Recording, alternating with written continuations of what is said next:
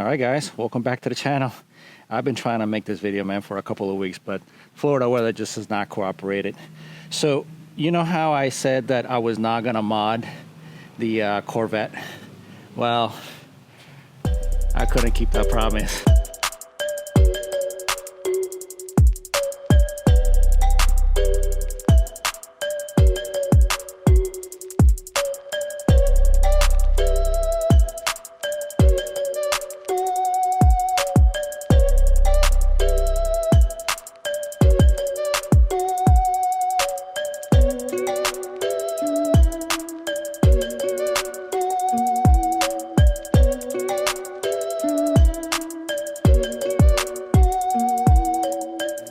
Alright guys, welcome back to the channel. So obviously I'm not much of a teaser kind of guy.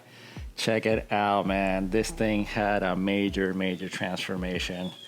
Obviously we have wheels to cover, we have a giant wing to cover, and there's some stuff underneath that we also got to cover.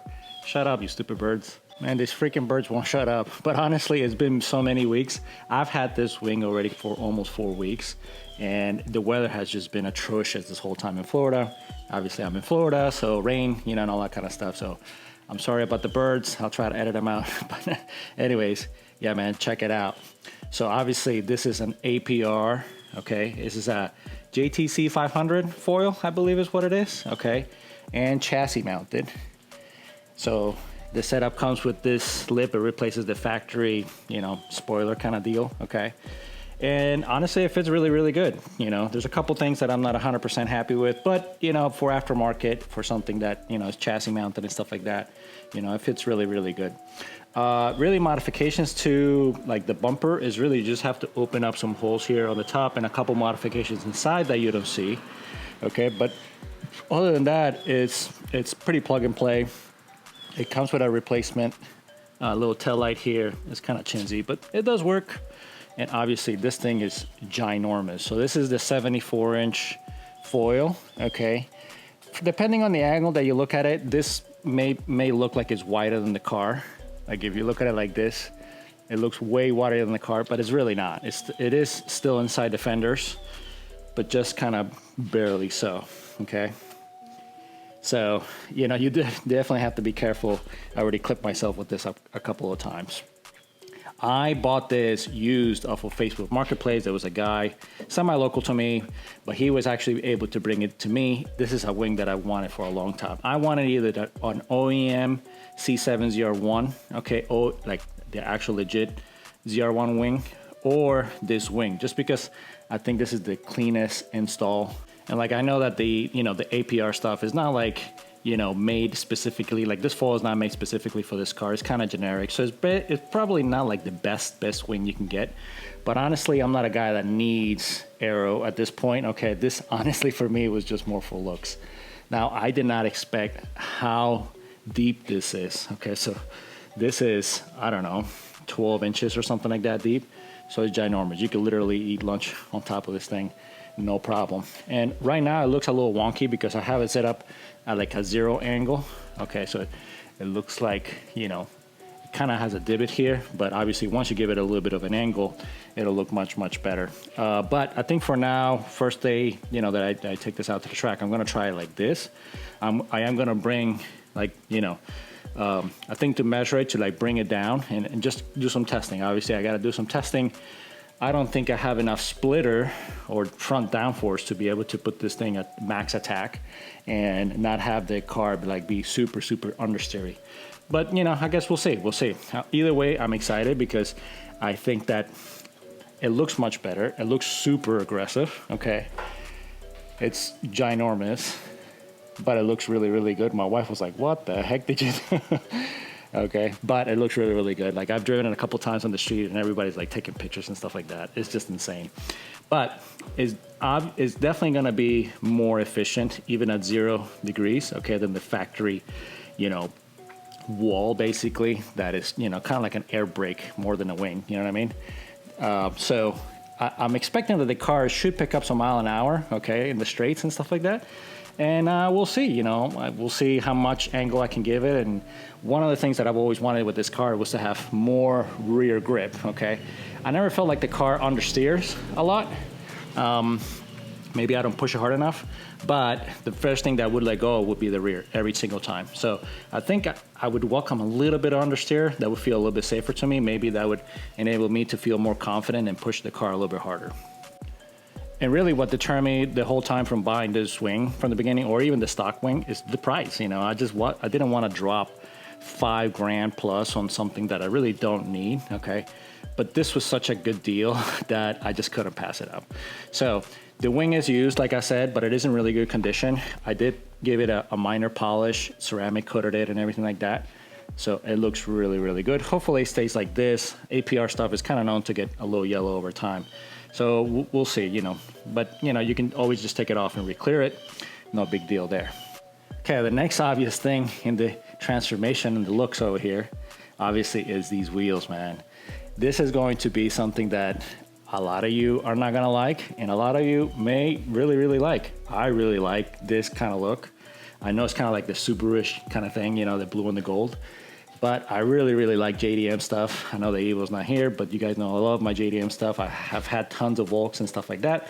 If you can find Volks that would fit this car like properly, okay, for track stuff, I would totally run a set of TEs on this. I think it would look badass. TEs or Z40, something like that.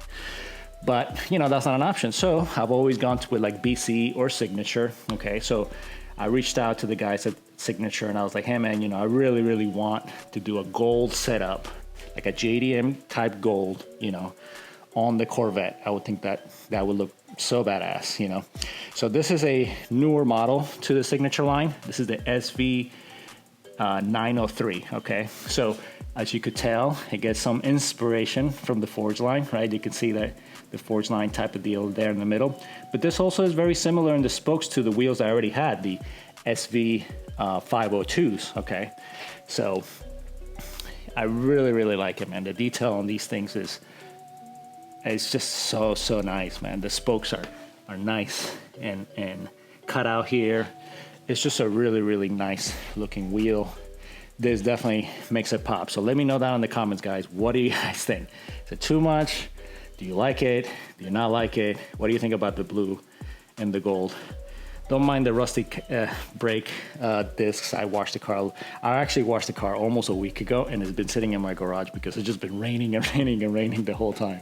All right, so you know, as I mentioned in the video for Virginia, okay, I wanted to kind of get rid of my 18-inch setup that I already had for many years.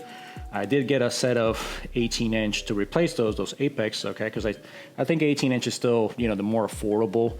You have more options as far as track tires and things like that, especially in the 200 thread wear, 100 thread wear kind of setup. But for the street, you know, I really like the stock wheels, right? But I've had this car almost for 5 years now, okay? And I just needed something that popped a little bit more, and I wanted to have better options for the street to be able to have a better street tire. Wow, these wheels came out amazing, man. So I definitely have to show you guys before I got the tires mounted. I really like that they are leaving the knurling unpainted. Every other BC or Signature wheel that I gotten before this one, this all came powder coated on top, which, you know, I think it does make a little bit of a difference because this is really meant to hold the tire from spinning, and obviously powder coating would fill this a little bit. But man, this is the front wheel, and look at this concavity on this thing. I really like the setup. This is similar to the SV 502s that I had, the 18s, the track wheels, but still different. I really like this. Kind of looks like the Forge line kind of setup. I think that's where they got the inspiration from. So yeah, man. So these are 18 by 11 front and 18, 12 and a half rear. Okay, that's a super concave kind of setup. And the reason why I got these tires, these wheels in the sizes is to be able to run the Camaro 011 LE spec tire, which is the Supercar 3R in a 305 front and 325 rear. All right, and then the next major thing that changed in the car since the last video is going to be the downpipes, guys. So yes, I ended up going with downpipes. All right, so I am so glad that I went with this Alpha Speed downpipes. So I had ordered the EOS, the Extreme online, and honestly, they were garbage, man. Like there was all kinds of gaps around here. They had like a cut through here that wasn't even welded. It just, you know, this piece was like, it just It looked really Mickey Mouse. So I decided to return those. I did take a hit a little bit on the price, and I decided to take a chance on these Alpha Speed downpipes. And look at these things. These things are amazing. So when I went on their website, they do have an option for the heat shield, but I originally did not order with the heat shield. Then they later emailed me to like tell me, hey, it's gonna be a few weeks before we can ship these to you. So then I asked them, I'm like, hey, can you send me pictures of the heat shield? And what they sent me is like that dimple heat shield, like more like this, okay. But the option was $72 to add to the both downpipes. So I was like, you know what? I'll give it a shot. And even though this is not quite that, this is quite a bit thinner. I don't know if you could tell, but these are actually like welded. You know, it's got those little tiny spot welds. So the quality is honestly really impressive. This is all welded through here, really smooth flange here. The flange thickness is actually a little bit thicker than the stock one, maybe like a 16th thicker. So really, really meaty. The welds that I can see look really good, okay? So this is honestly light years better than the EOS downpipes. Those things are totally garbage. Now, I am totally glad that I did this, and it's probably gonna be, yeah, you're not gonna be able to see there, but this cat is starting to collapse, okay? So I pulled these out just in the nick of time. I'm really, really happy that, you know, I didn't have a failure when I was away and all this stuff. Now, in looking at this, there's gotta be a little bit of a power gain, even if you don't tune it, because this is quite restrictive here. It's got this big hump right here, and on here, this big indent, okay? And there, whereas this is more of a straight shot, pretty smooth. And obviously you're getting rid of the, you know, the biggest restriction, which is the, you know. Okay, so fitment is pretty good. No real issues there. I did reuse the stock hardware, okay, so I would recommend. I bought all new studs and all new nuts, and actually they're pretty expensive from GM. So I only ended up using one stud that came out with the nut, and then, you know, one nut. So I would just buy a few of each just in case when it comes out, okay. And then I also used a little bit of a heat sleeve on this, okay, on this O2 sensor, so that this heat doesn't cook the sensor, okay. And I just clocked this on the passenger side towards the back. Sorry, this is pretty hard to film over here so close. And then on the driver's side towards the front, okay. And that's just really for fitment purposes, because as you can see at this face back, you know, it just wouldn't fit. And also for the cable routing, all right. Make sure you know, I pulled the heat sleeving back on, but yeah, everything fit pretty good. So, all right, so the way I did it is I ended up loosening these motor mount nuts from the bottom, okay, till this nut was like flush with this, okay, on both sides. And then I jacked the motor from here, okay, right up until this kind of touched. And I was able to slip the stock ones out and the new ones back in. This one was a little bit of a chore to get out, okay. I did have to kind of finagle it quite a bit to get it out, but it did come out, all right. So I think this is the way to go, as opposed to try to take in those little studs out, okay.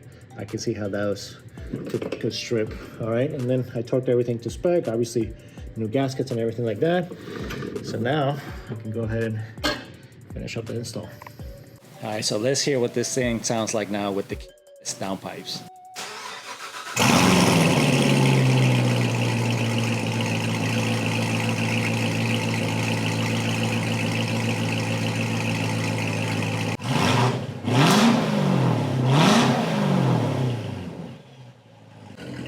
Okay, I'm a total idiot. I didn't realize that because I'm recording on my phone. The car was gonna connect to Bluetooth and then stop the video. So hopefully you got a little bit of a cold start there, but man, this thing now sounds menacing. This is stock cam, guys. Stock engine, stock airbox.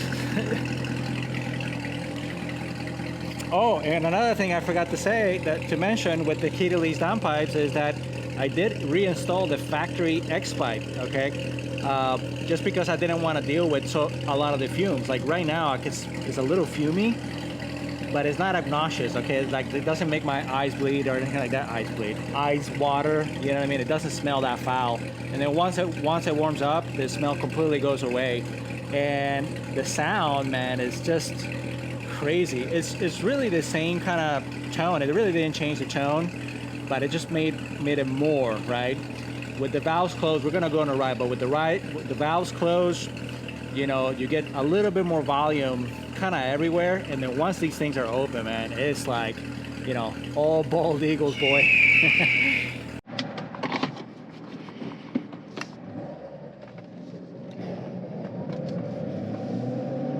Yeah, so just driving around normal, it's really not that big of a difference. The valves closed. This thing is still pretty quiet, man, for a badass sports car. You know, that's really what I love about this car is a true Jekyll and Hyde kind of car. Like, you could just be cruising around town like this. Obviously right now it's got a giant wing and big bright gold wheels, so it's kind of flashy, but it's comfortable, man. Like, the suspension is comfortable. This thing is not beating me up. It's quiet. I can be with the wife, you know, having a nice conversation and, you know, just chilling, you know.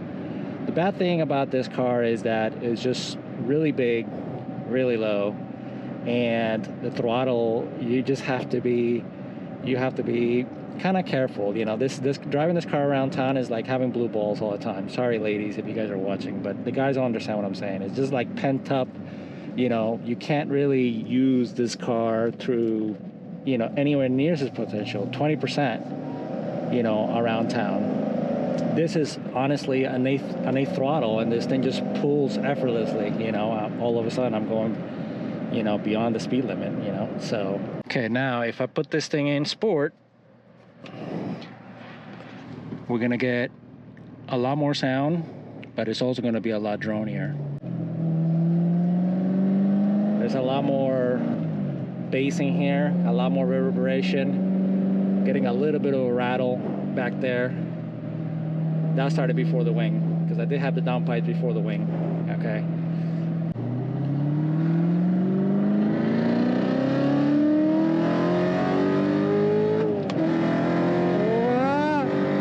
Oh my God, this thing pulls!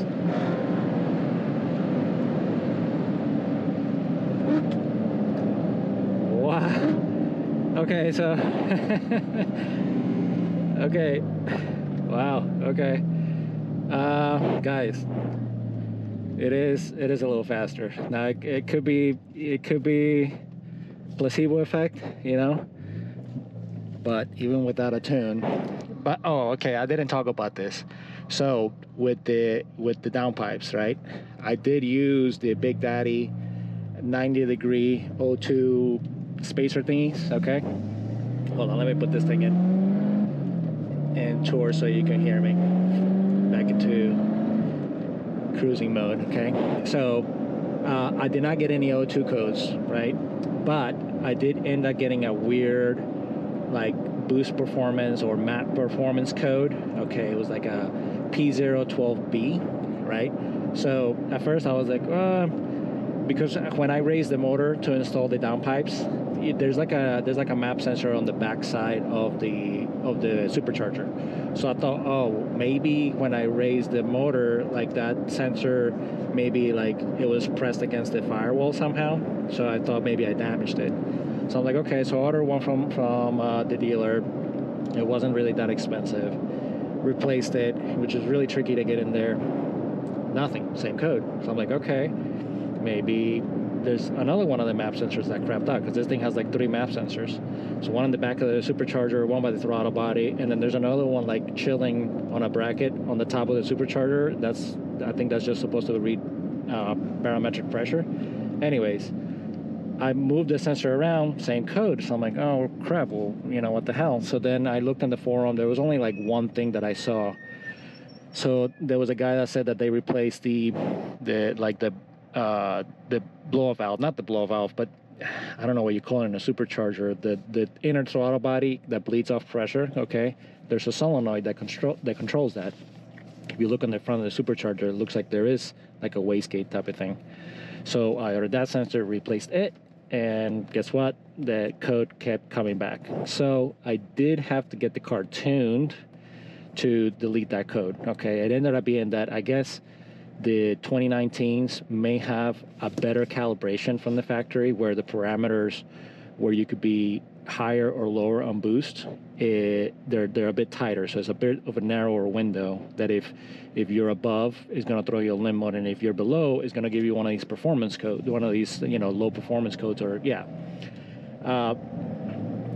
When you remove the you remove the restriction from a supercharged engine. This doesn't make a whole lot of sense when you just say it, but it has happened to me in the past. When you remove that restriction, remember the supercharger spins at a constant speed, right? There's really no way for the supercharger to increase its boost pressure unless you physically change something about the way it spins, or you allow more air to flow through it, right? By porting or changing the pulley to a smaller pulley, therefore spinning the blower faster, right? Well, I did neither of those things. So the supercharger is moving the same amount of air, right? But the air itself doesn't have to fight the restriction, or the engine doesn't have to fight the restriction of the key, to pump that air through it. So the same, I think, somebody can correct me in the comments if you want, but what I believe happens is that the air moves the same mass of air, but boost is a restriction not of how much air the engine's ingesting, is how much air the engine is not ingesting, right? It's like a restriction, right? So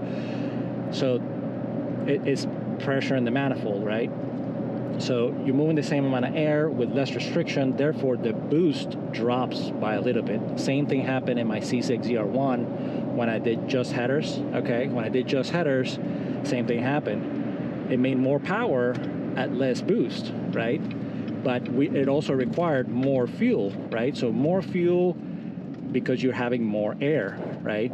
So that's what I believe happened here. So anyways, sorry to go on a tangent, but I figured somebody might be interested as to why that is, or maybe why that happened. So yeah, so I kept getting that code, so I did have to have my buddy Dave from Custom Tuning go through it and just delete that code, right? So it is tuned, but we did not do any like power modifications. We did not put the car on the dyno or anything like that, and I just wanted to clarify that so that if you're considering doing the downpipes, I think that it did gain power. The car feels faster, but it gained that power without a tune, I know of other guys that have done the same thing, and they did not have that code, So, and maybe again, something about some 19s that have a more of a tighter tolerance, So if you have a 19, maybe you can find,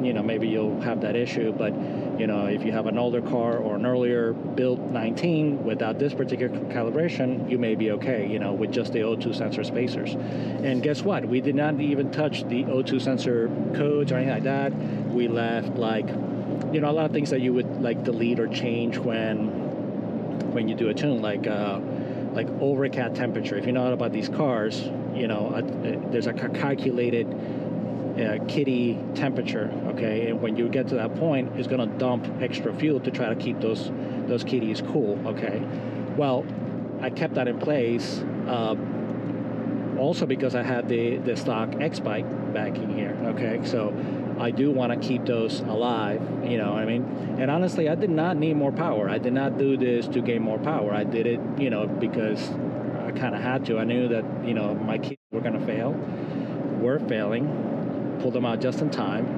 And that was really going to like ruin one of my track days. Like if I went all the way out to Virginia, imagine that. If I went from Florida to Virginia and my kid failed, what the hell am I supposed to do then? The car would go in limp mode and this and that, So this kind of avoids that. Now, I do hope that by removing those, maybe because the driver's side kit is no longer there, there's a lot more space now in between the oil cooler block, the water block, and the downpipe itself, So hopefully it doesn't radiate as much heat into that area. Maybe it'll allow the oil to run a little cooler. We'll find that out you know, on the next video with the car, and see if, you know, if it made any difference with the cooling. You know, that would be, honestly, for me, that would be the biggest benefit, right? If you're tracking these cars, you know how hard, you know, it's hard to keep these things cool. These things run hot, you know. So anyway, sorry for the long rant. Let's do another pull.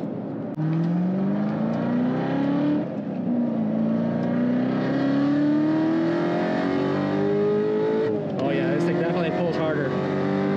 Wow. Whoa. Okay. Oh my god, this thing is so awesome, dude. And it sounds like it's the same kind of sound, right? Like, it did not change the way it sounds. You know, you can't change the way the engine fundamentally sounds, but it just sounds like more raw, you know what I mean? Even with the mid pipes, with the X pipe in there, those are more like high flows. Even if you looked at them, they're more high flow. Man, this thing sounds so good. I can't wait to get this thing out on track, guys. All right, guys. Well, thank you for sticking for me for this long. Sorry if it was a lot of rambling, but you know, there's a lot to cover here. The car just made such a drastic transformation, man. I think this looks so aggressive. It's like so race car, you know. This car is not really a race car. It's still really, you know, a street car. You know, it's still comfortable. You can still go on date nights and stuff like that. But man, the amount of looks that it gets now with just the wing and the wheels, man. It just such a transformation. I love it, you know. So you guys let me know what you think. Again, is it too much? You know, what do you think? I know that the gold and the blue, like I said before, is, you know, kind of like a known Subaru thing, you know, but I've always liked it. You know, but and hey, at the end of the day, as long as I like it, that's what matters, right, guys? So on the next video, I'm gonna be going out to Homestead Miami Speedway. I'm not sure if it's gonna be on this car or in the Evo. Where is the Evo? I really want to take the Evo out because it's August, guys. It's August, so it's going to be the last day of August. It's still brutally hot here in Florida. So not that you can't track this car in that kind of heat, but you know, it's just not as nice for the car, right? And for my Evo guys, the Evo has continued its evolution. Okay. We'll get into that in another video. So anyways, what I'm trying to say is, I'm not sure. We'll see. I know that I'm going to Homestead Miami Speedway. It may be in this car. It may be in the Evo. I'm hoping it's the Evo. And if it's in the Evo, then after that, we're going to be going to Sebring in the Corvette and trying out the tires and the wing and all that kind of stuff. All right, guys. Anyways, thank you again. I appreciate it, guys. I'll catch you on the next one. Peace.